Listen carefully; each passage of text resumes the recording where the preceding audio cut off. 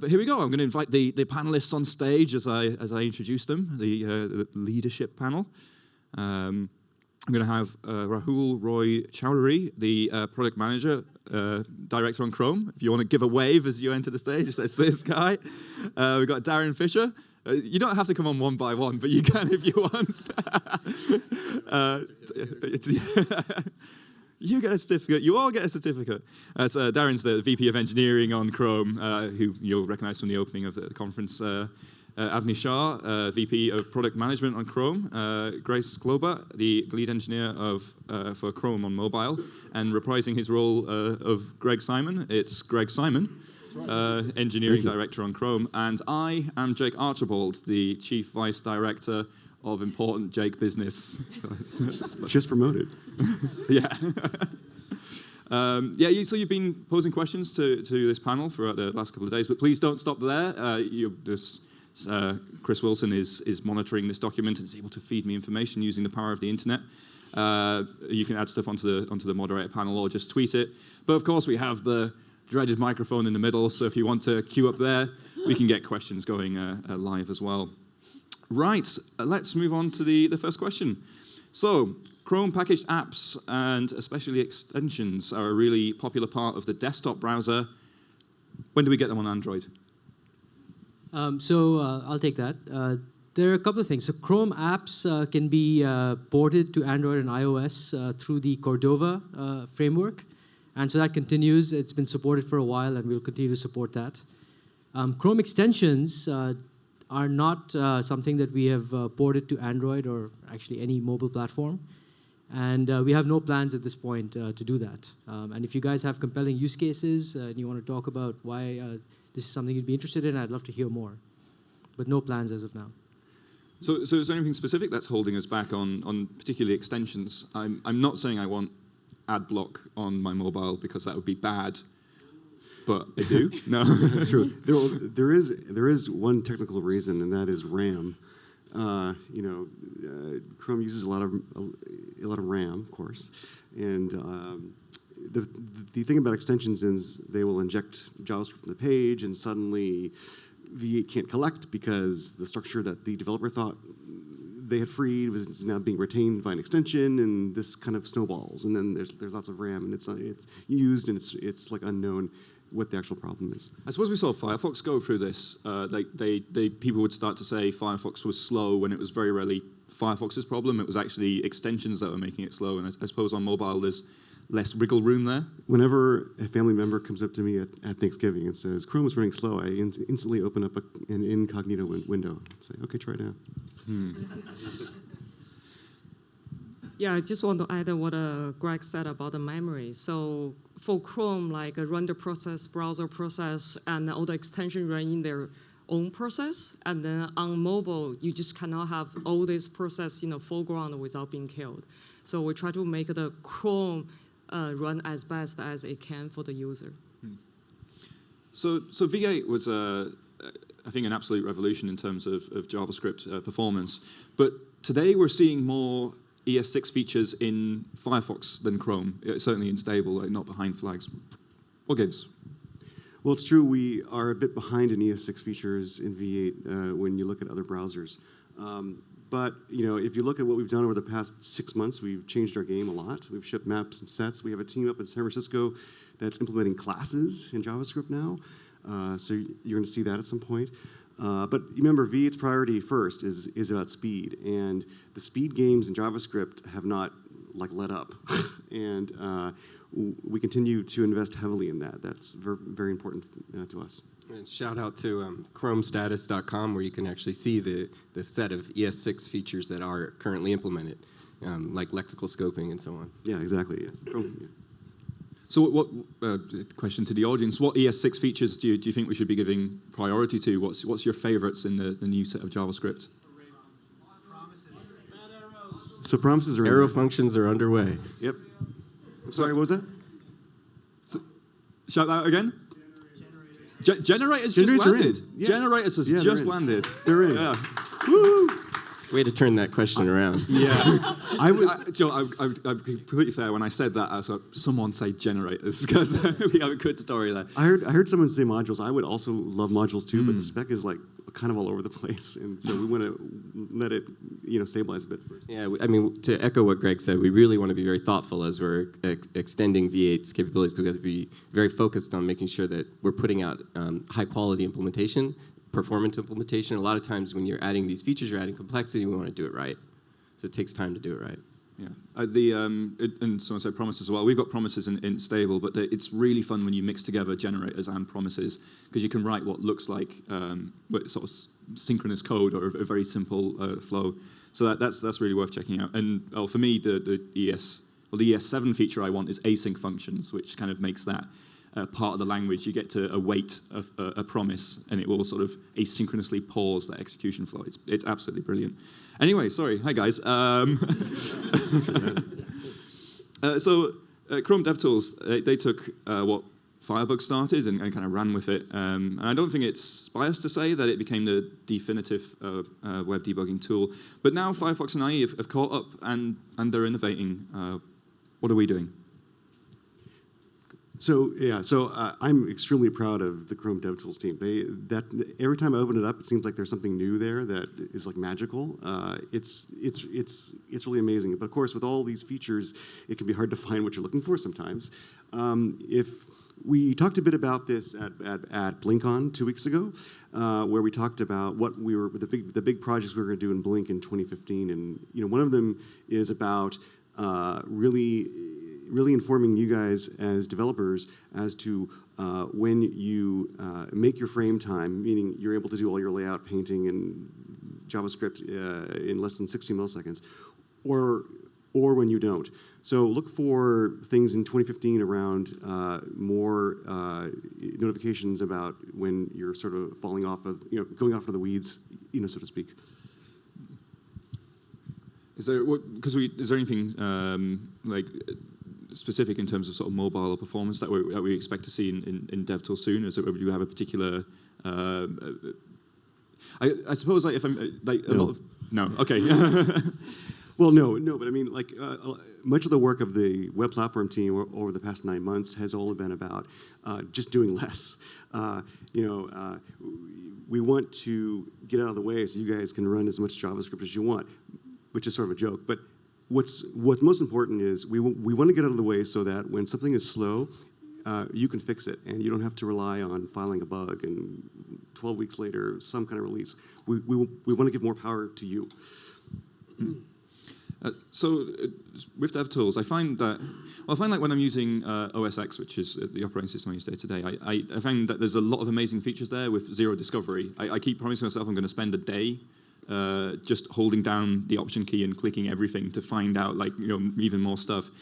I'm hearing from some developers that they feel the same about Chrome DevTools, that there's a lot of great stuff in there that isn't widely used due to discovery. Is there something we can do about that? I mean, I've used a lot of dev tools in my career. They're all kind of like this. I mean, I spent many, I probably shouldn't call them out by name, but yeah, I mean, sure, you're right. We can probably do more. There are articles on HTML5 rocks. Maybe we can, expand those a bit. But I mean, this is a dev tool. It's going to show low-level stuff. It's not going to be maybe as like soft and cuddly as like a web page, right? But it's not meant for that. So in terms of newer web platform stuff, I mean, we're launching Service Worker pretty aggressively. Yay! But there's still some like disagreements between the browsers and like ongoing spec churn. And we're wanting to push messaging, deploy push messaging, while there's kind of still no standard for the server-to-server messaging part. Are we doing something wrong by pushing that aggressively before we've had total agreement that there's definitely nothing better we can do with these specs? I think it's definitely, there's a balancing act here. It's important for us to be aggressive in the sense that developers are really demanding us to try to figure out and solve these problems. And Service Worker is definitely something that's been in work under development for quite a while, actually, as you know, Jake. And well, but it's relative, isn't it? I mean, it's been sort of like a year and a half, which I think is that in terms of spec time, that's only like 20 minutes, right? Yes, this is true. But there's been a lot of, it's been developed in the open. There's been a lot of discussions and a lot of collaboration actually with folks from Mozilla and product teams at Google who are very hungry for these features. So we sort of, the feedback loop is pretty good. I know that, ultimately we want to try to ship this thing, and we're probably going to be the first browser to ship it. That means we're taking on some risk. Risk that what other browser vendors go off to ship will be slightly different, and that's definitely a risk that we are aware of, concerned about, want to make sure that we do right and not create complications on the platform, because ultimately, that's not great. We're also taking a very layered approach to shipping Service Worker, and then there are parts of the spec that are not quite gelled yet, Jake, and but that's okay. It's okay. But we wanted to ship sort of a minimal something. What's the minimal useful piece that we can get out there, to show that we're serious and that you guys have something to use. If you have any questions about, or you're curious about how we actually decide to ship things, definitely check out the mailing list blink-dev. It's a public list where people that work on the Blink engine, trade notes. But also there is a process on there called intent to implement and intent to ship. And so when you, as a developer, you come in and say, I want to add feature X to the platform. So I send an email with a template to the whole group saying, intent to implement, which is meant to be low friction, just sort of a PSA. But then when you're ready to turn it on, and you have to send an intent to ship, and we aren't special because we're Google. We send these as well, and you will see Googlers coming on there going, "You're gonna ship Service Worker now? Are you crazy?" And so we have to actually explain all of our reasoning, and that's all public. It's all out there, and you can read it. And if you have any specific questions about the flow we're doing or anything else, the scary microphone is there. It's not that scary, but so if anyone's, if you've got a question, go for it. Yeah, I think part of the with Service Worker and certainly other specs as well, we could sit on this thing for another 3 years and we could come up with a slightly better API. We could probably come up with a slightly cleaner spec, but ultimately the result would be no Service Worker for anyone. Exactly. So I think I'm kind of happy with what we're doing, sort of pushing that stuff forward. And we saw this with promises as well. Like we'd have to sort of make a change to our live thing of promises, but we knew from the data that it wasn't going to break existing sites. Yeah, I mean, no one on this team is interested in being reckless. To be clear. But you make a good point. Through Chrome's dev channel and the usage counters that we have for folks who opt in, we're able to understand adoption of these things and understand the risk to rolling out slight variations of features that we've already shipped.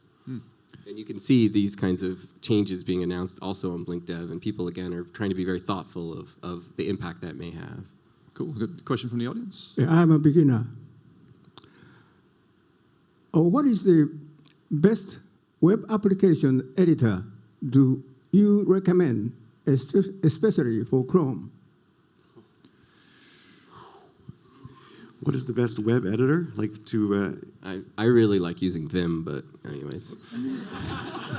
This is so funny. There have been so many failed attempts over history to create the ultimate web editor, right? I think it's. I mean, I use Sublime Text 2. I haven't even moved up to 3 yet because I think because of the amount of time a developer spends in a particular editor, it's like moving house. You can't just get up and go. It needs to be, because even if those keystrokes I learned in 1993, they continue to serve me well. Right. Yeah, I mean, one other thing is that there's so many different ways to do the same thing on the web platform, right? And that doesn't really lend itself well to some kind of IDE that will do everything for you.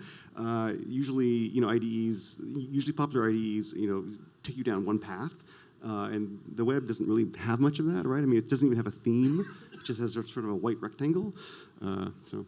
I'm super fascinated by some of the editors we're seeing that are built on top of web technologies, because there's this idea of that even as a beginner you could start to use them, and then as you learn more about the web platform, you can start to change the editor to be more like how you would work it. You can sort of learn learn the web platform through the web platform I feel editor. like JSBin has almost become like a verb on our team. That's true. That's true.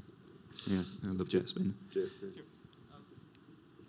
We have a consensus over here. Nobody's mentioned Chrome DevTools as an editor, and it actually does an amazing job. That's true. So I believe the reason that they put that in is because the Chrome DevTools editor uses that to work on DevTools, I'm pretty sure. This is true. They actually do self-hosted development of Yeah, DevTools. that's right. It's fantastic. Yeah. Fantastically awesome. Yeah, in fact, they even had some sort of plugin that would save things out to the locally anyway. Go, we'll take another question from the audience. Sure. So there are sort of, I guess if you think about mobile web and parity with native, there are sort of 3 different ways you can attack it: parity in performance, parity in capability, so Bluetooth, those things, and then parity in distribution. So App Store, on the same level with native apps seeing web applications. Are there plans around that to merge the Chrome Store into the Play Store? Anything along those lines? I can take a crack at that. We don't have plans to merge the Chrome Web Store and Play Store or bring the Chrome Web Store to mobile just yet. But you make a good point with the general idea of how do we find ways to bridge the gap between web apps and native apps. You heard all the things we're doing in terms of performance, in terms of capabilities. Discoverability is interesting. The models are very different, right? I mean, I think one of the superpowers of the web is the fact that discovery is frictionless and easy and universal. Everything's a click away. There's no install process. There's no gatekeeper. You can just click a link, and you're in the experience. And so in some ways, as the web evolves on mobile, we'd like to preserve the qualities of the web that make it amazing and make that work on these new form factors. Sure. So I guess just quick follow-up would be, I think that people who are wrapping web technology in Cordova, to some extent that's for capability, but I'd say that maybe even a majority of those are sheerly for App Store distribution, so that you have the placement in the same place that people already expect to look for mobile web apps. So while those things will change over time, how do you think about that? Do you like packaging things with Cordova, or is that a stopgap to a future where we don't need to? I think you're right. The App Store model works really, really well for content discovery. Will Google ever build a content discovery service for the web? Some kind of engine? Let me Google that for For you. search? But I think it's a fair point, though, is that we are seeing people going to these App Store models, even though we have the web search there that should be doing that job. I think we don't need to be prescriptive about that. I think developers such as yourselves know your use case better than anyone else, and you should decide what makes sense. If discovery through clicking a link on social media, for example, is the right way for your application to be discovered and used by many people, the web is probably the right model to go.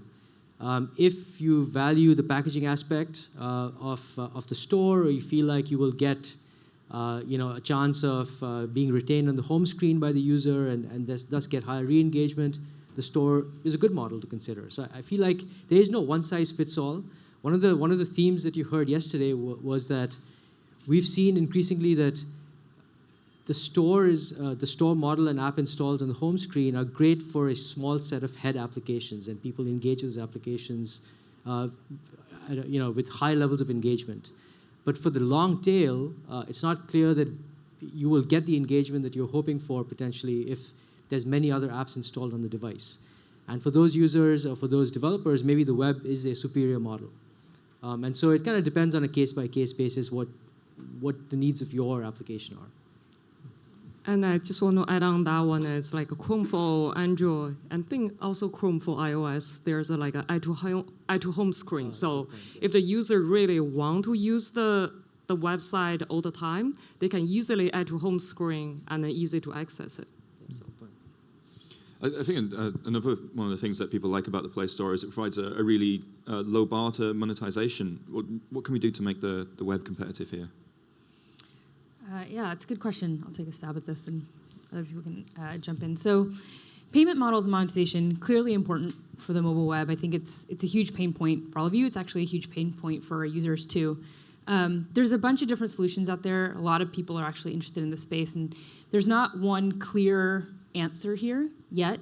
With some of the solutions we've seen, one of the things we see is that the more friction for integration and things like that lead to lower uptake, and therefore like it's harder to get something that works across the web at large. But it is something that we care a lot about, something we're thinking a lot about. I think there's things we can do here to make things like autofill, which is technology we already have, it's already built into the platform, work well, either by encouraging developers to do things like simply tag fields and things like that much better than is happening today. So I think there are some solutions we can do to make the friction lower for users and for all of you, so stay tuned. Take a question from the audience. Thanks. I'm not sure if you're the right group to ask this, but it's probably as close as I'm going to get. So Node.js relies on V8 heavily, and it doesn't seem like Google is too involved with that project. I was wondering if there's any kind of talks with maybe extending, I don't know, long support version of the V8 engine for Node purposes. What sort of improvements do you think we could make to V8 to make Node better? So I know no, V8 is great. It's just like sometimes Node lags behind like on the V8 version. So I was just wondering if you maybe work. Yeah, that's probably something to talk to the Node project authors about. I mean, V8 is it's a public API, and we love that Node uses it. It's like really great. But yeah, the V8 team's not responsible for rolling V8 versions into Node. So. It'd be great if they did it, because then you get promises and then generators with that as well. The Node team doesn't. I think there's a lot of kind of API discussion around promises there, but I'd love them to take that on, especially now it's part of the platform. Thanks. This is my favorite question. If you look at Google Docs and Inbox in other browsers, you get a banner telling you to use Chrome. Or in Inbox's case, the site is entirely blocked, and that is even in Chromium-based browsers such as Opera. Internet Explorer just launched Skype for the web, cross-browser. When did Google become the bad guys?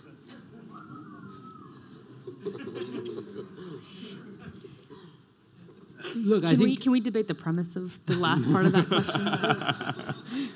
Yeah, that was Throw that out there. That's a loaded question, but I think, look, we would like things to be cross-browser. As I said, the superpower of the web is the fact that it works across different browsers, different form factors. It's ubiquitous. Chrome cares deeply about making that true. In the case of Inbox, I'm not sure why they're targeting Chrome specifically. It could be a QA thing. It could be just a phased rollout. But certainly, we would love for all Google properties to run on all browsers. Maybe there's some caveats around evergreen browsers versus non-updating browsers. But generally speaking, we would like to see that happen as well. I don't think there's any conflict. So I guess it's slightly... Oh, sorry, go for it. Hi. So one thing that's come up during this conference is that there's... it seems like there's a deeper integration now between V8 and the rendering runtime. Like I've heard that now there's integration between Blink and V8 such that if there's time at the end of rendering each frame, they'll potentially trigger a GC pause, so it'll use the idle time better. And I'm wondering if there's any incentive to start to open up more of those browser internals to user script, user JavaScript, because like that GC pause, for example, like that makes it challenging to begin to write applications in like really to use WebGL, because you just never know where they're going to hit that GC pause. So you're running WebGL inside of the user thread in JavaScript, and it can interrupt your animation, and that means that it's much harder to. It's true. I don't think we'll ever expose like a GC now or don't GC, because that would be abused, and suddenly the RAM would be even worse than it is today. But as far as I mean, the best way you can control a garbage collected system as like a developer is to not recreate objects, right? I mean, which is not a great answer. As far as primitives, like we are in total agreement with you. Like we, over the past like year, we sort of had a team a team agreement that we weren't going to do anything more that's high level. Like instead, like let's try to rationalize the platform. And so you saw, if you look at Service Worker, you can use it to describe app cache, right? Because that's what we should have shipped is like Service Worker, not app cache. And so you're going to see a lot more of that, of like lower level, simpler primitives that other frameworks can start to use, rather than just show modal dialogue. Plus, you might want to, on BlinkDev, you can follow along. There's a project called OilPan, which is redoing the garbage collection infrastructure in Blink. And part of that creates an opportunity to do precise GC when the stack unwinds and things of this sort that, and we might be able to get a lot better scheduling this work. The cool thing about that is that as a developer, you can start to count on, if you aren't allocating too many objects, then you don't have to worry about garbage collection happening at certain times. And if you're trying to prepare, a render function for WebGL, then you'd be thinking about how many objects you're creating and so on. Yeah, that is a great point. I mean, while V8 is garbage collected and the V8 team can actually control when it runs, which is how they were able to wire it up to the compositor. Blink uses a ref counting system. So things are free just sort of in not a random order, but not a predictable order always certainly not by the web developer. But by switching away from the ref counting system to a graph, which we can trace, we'll have much more control over when we free things in Blink as well. So why is it that the two latest devices from Android won't have a browser, like what you were talking about, the watches and an Android TV? Have we given up on the web? Wow. No. You want the mic to say that? No. Greg, Yeah, so I would take the first part, I think. I mean, I'm wearing the watch, but there's no way I can use a browser on this watch, right? So I think the different devices, there's a different purpose.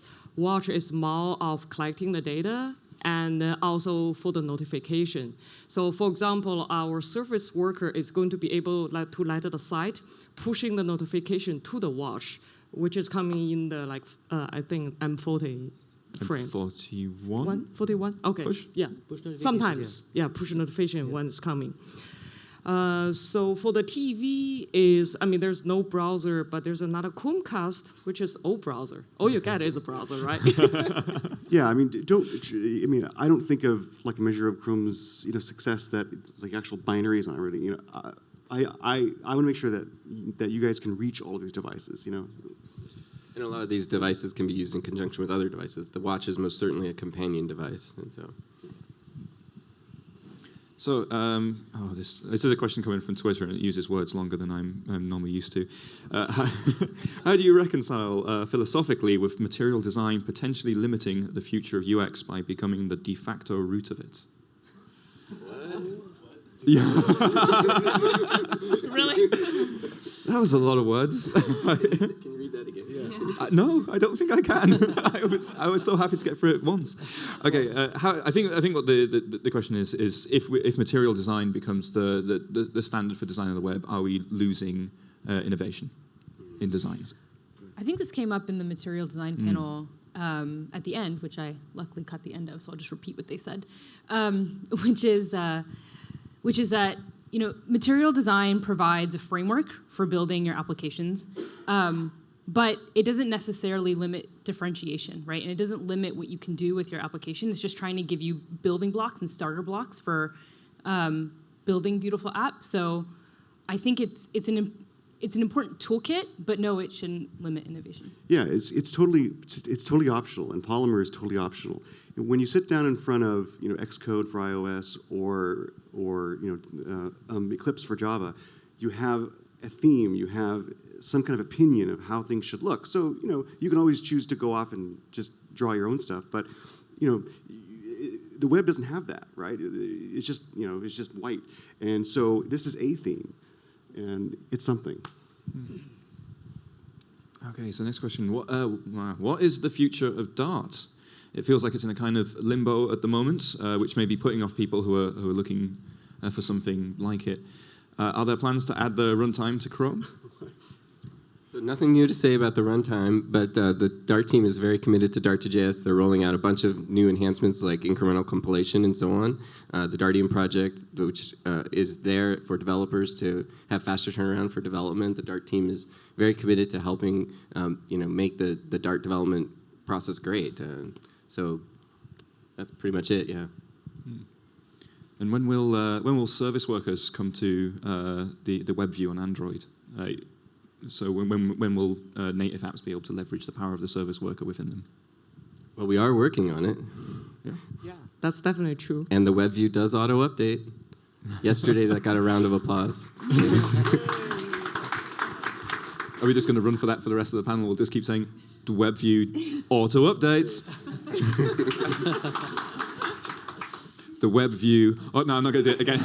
It did actually occur to me yesterday. Well, when the web view did start to auto-update, I was like, oh, well, yeah, about time. But it's easy to forget that it's still the first platform to do that, right? I don't think that there isn't any other sort of mobile operating system that has an updating internal web view. Doesn't iOS update? iOS, that's with the operating. Yeah, we already had that, right? We had that too. Yeah. Not at the 6 weeks frequency. Oh, you are correct. Thank you. So, NP API, what are the latest plans for the deprecation of that? Yes, so if folks have been following along with our plans, we had earlier in the year announced that we would stop supporting NP API by default in Chrome by the end of this year. In fact, we're actually reviewing and looking at all the usage data as we speak. And there will be a blog post that goes out early next week. So if you're interested in this topic, come and find me afterwards, or look out for the blog post next week. But the quick summary is usage data is trending down of NP API plugins as we were hoping it would do.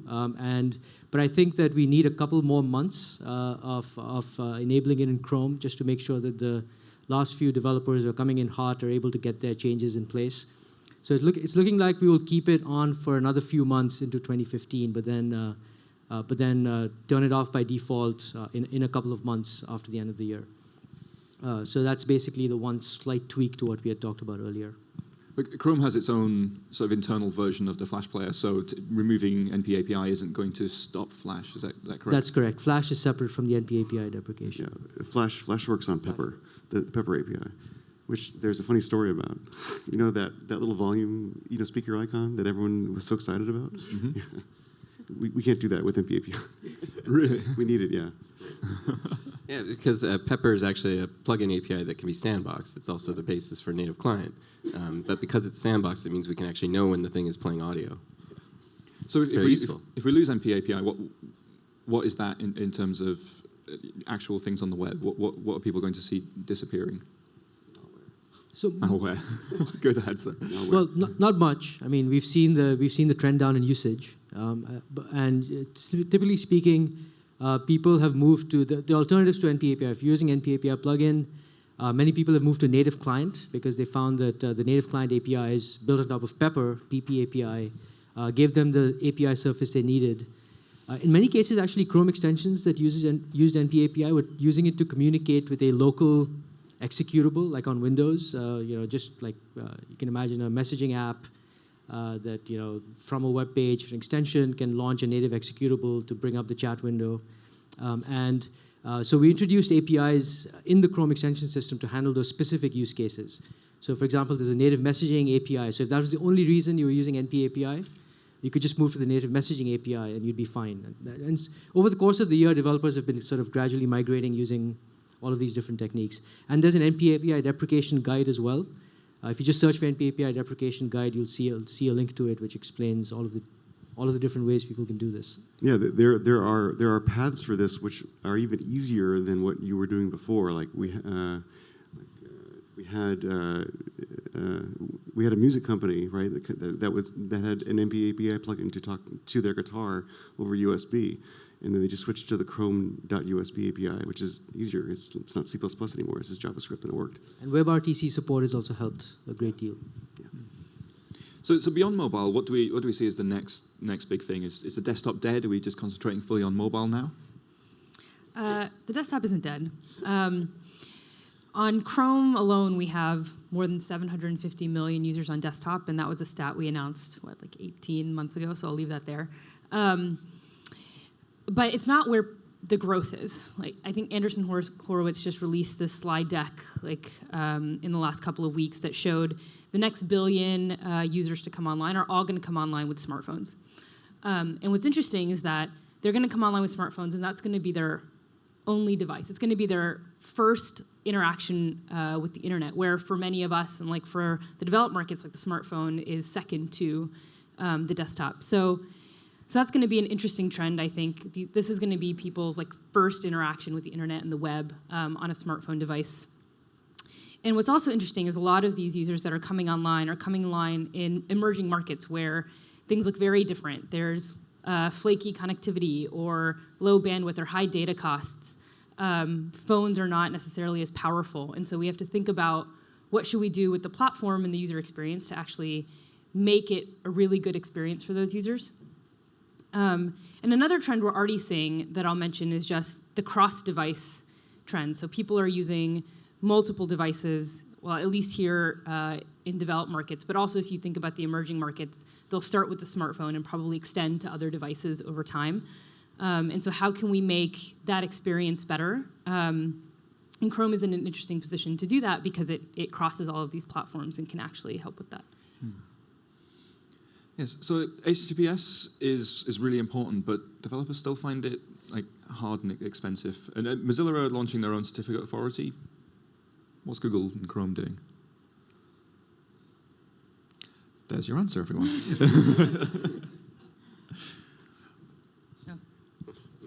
No, but I mean, as you heard yesterday, I mean, we're doing a lot to try to help people understand how to HTTPS enable their sites, and there's just so many benefits. And actually, while it's challenging, it's not as hard as it used to be. There's a lot of resources out there to help, and a lot of benefits. Definitely a lot of user benefits. So basically, our biggest effort, I would say, is getting the word out and helping people understand it. And we're now, if one of the incentives we've got is if a site is served securely, that's part of our search ranking now. Oh yes, good point. Actually, yes, that's correct. What else is there to say? I'm receiving live information from the people who are doing and running that just say that the Mozilla Certificate Authority, because that's cross-signed by IdenTrust, then Chrome is going to be supporting their certs as well, which is pretty good. They pasted that 3 times into the doc, so I presume it was very important that I said that. So thank you guys.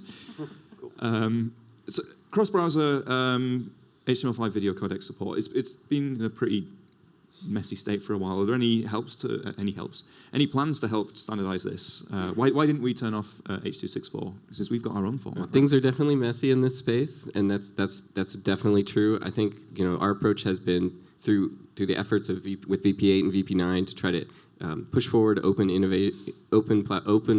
codecs that are offer benefits and make things better. We've been working closely with YouTube to actually have sort of full circle experience here, where YouTube is serving up and seeing great benefits from using VP9. It's very exciting. But from the browser's point of view, it's we're in the reality where we have to support both the new and the old. And on the WebRTC side, it's very interesting as well. This has been challenging too. There it's exciting because, well, it's interesting. At the latest IETF conference, they just made an agreement that a standard WebRTC implementation would support both VP8 and H.264. So this next question is rubbish, but it was asked by the organizer of this conference, Paul Kinlan. So I feel like I have to. Here we go. I'll try. Trying to make friends. I can't even read it with enthusiasm.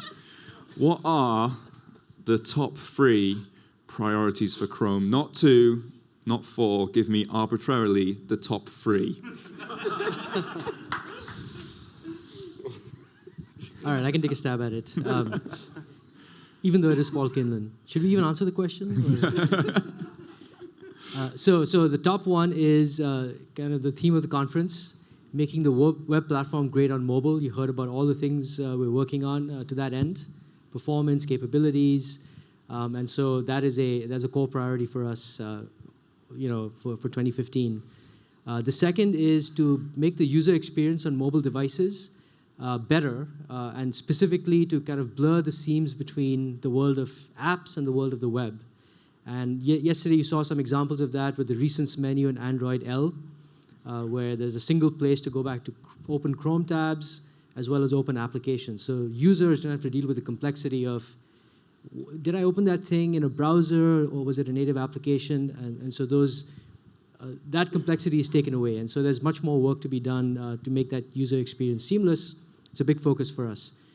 And I would say the third thing, I guess just because we have a hard limit of 3, yep. is no more than 3.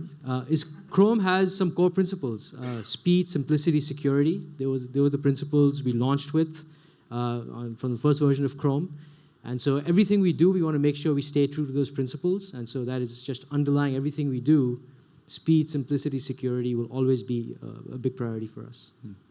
I think it's probably within the rules to say that you can have 3 each if anyone's got any more. But if you do 1, you are duty bound to do 2 more, because that's the rule. What are the bottom 3 priorities for Chrome?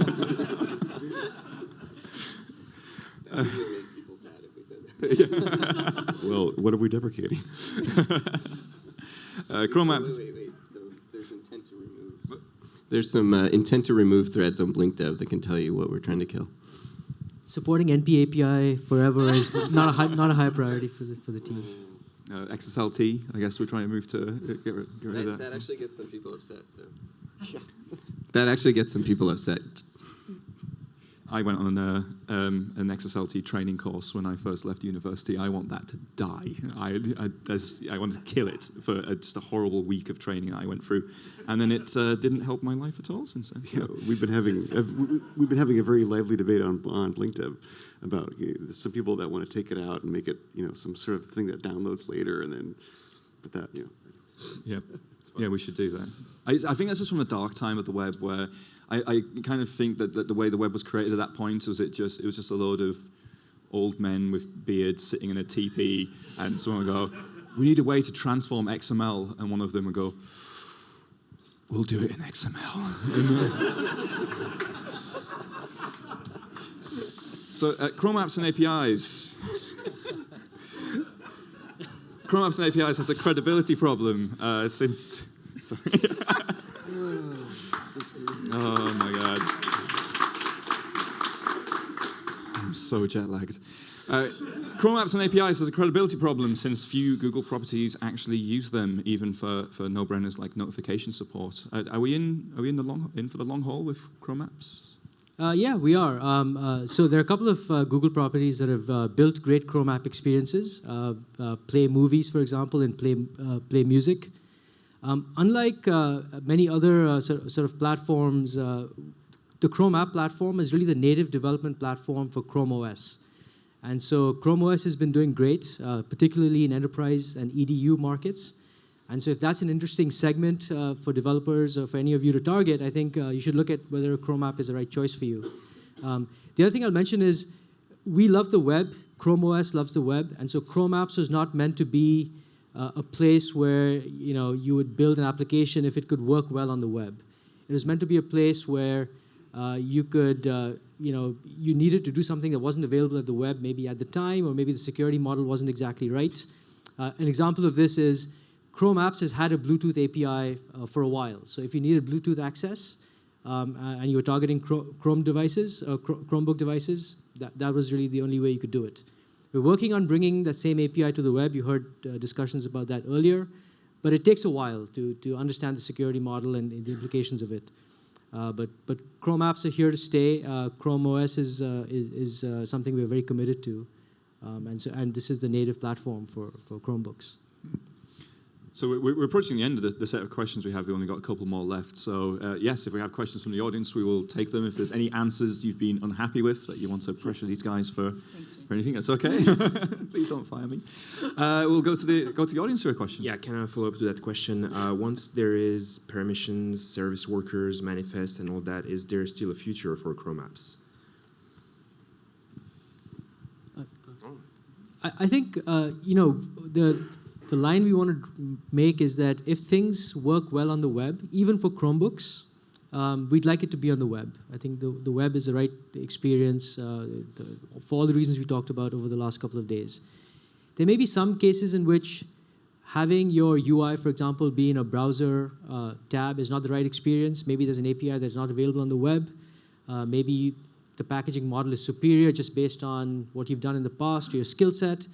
For those reasons, a Chrome app may be the right choice for you.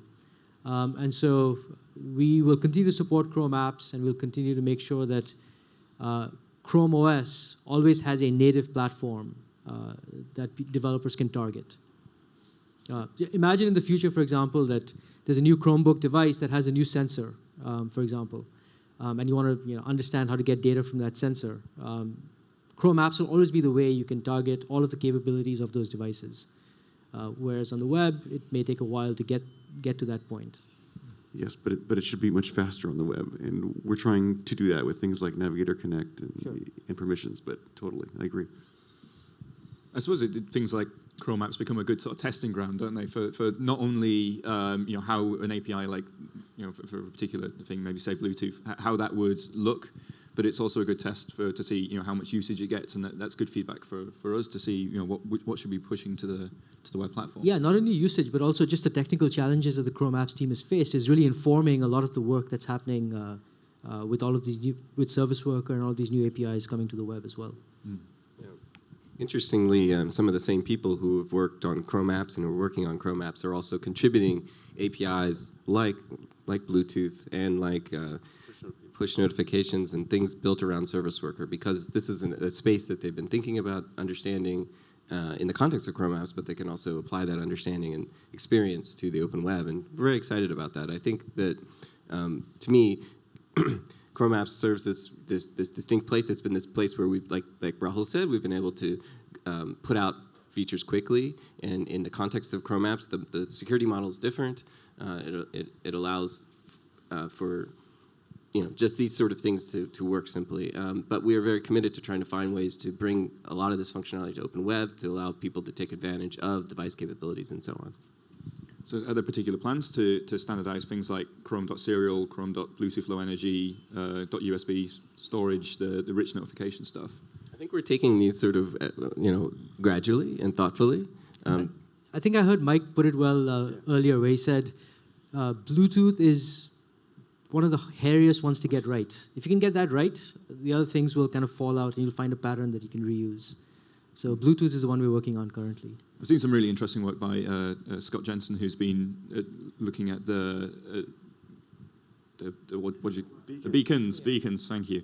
Thank you. But where they just transmit a URL, and there it becomes suddenly hang on, there's lots we can do with just that, and we can roll that into the web if we have some. Well, I'm actually very excited about the connection between these two topics that we were just talking about. Like, for example, if you had that URL pointing to a website, that website knew how to use this future Bluetooth API to talk back to the physical device.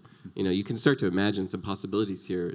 The ephemeral nature of URLs and such is awesome. The idea that you just walk into a room and you find out that there's some URLs you can load to now interact with some actual physical objects, and that the interaction with them can be actually really rich because you can actually make more direct device connections that are custom to that device using things like Bluetooth or other device APIs that we might bring support in the future. We've already been bouncing around crazy ideas, like if a website can register to be background aware of these beacon URLs that are for a particular origin or start with a particular path, then you would walk near one of these things, and it could spin up a service worker, and it could fire an event in that service worker, and you can then do some caching, show a notification, just all with the open web. Yeah, in fact, this whole model, I'm excited about it because it can help solve some security problems, because the interaction model is very precise. Users interacting with a particular device, and therefore some hard problems get solved. Okay, so this is a nice question to end on. How do we see Chrome coexisting with other platforms like Android in the next 5 years? Sure. Well, I guess I'll start by saying if I could predict 5 years out, I'd be lying. 'Cause things change a lot. Really, yeah, or I'd be really rich, one of the two, and I wouldn't be here. What? I didn't say that. Don't fire me. A lot changes in 5 years. Like 5 years ago, Chrome was only a year old. Chrome for Android didn't exist. Chrome for iOS didn't exist. Like, I mean, the world changed. Like I said, the world changes a lot in 5 years. So trying to predict 5 years out is near impossible, especially at the rate of change that we're seeing. But I think, given that, we're going to continue to make the web on mobile a really good platform for developers. Like, make it a great way for you to reach users, improve the capabilities, improve the performance. I don't think this is necessarily like a zero-sum game between native and web. I think both are really strong platforms, and as developers, you're going to choose what's right for you, and I think they're going to coexist for a while. 5 years, I don't know. I don't know. Maybe, I don't know, spaceships will be like landing over here. I don't know what's going to happen. But and they'll have web browsers installed on them. And they will have, yeah, of course, they will. Yeah. Anything to add? And we'll go to a question from the audience. Just a closing question. Is there going to be a place where we can see the slide decks and like the videos and stuff? Is that going to be made available for this? Did the member of the Google team give you see that question? That's great. Well, one of the fantastic things I think is that up on YouTube now, you know, the videos from yesterday have already been edited and put up as separate things to watch, which is brilliant. The same will happen with today's sessions very soon. And we'll make sure that the slide decks are linked from there as well. This session too? Yeah, I'm afraid so. And captions, so it'll be searchable. So, we might cut out the odd bit of mine. But I think if we make the same kind of progress that we've made in the past 5 years in the next 5 years, then the future's looking pretty bright, right? Yeah.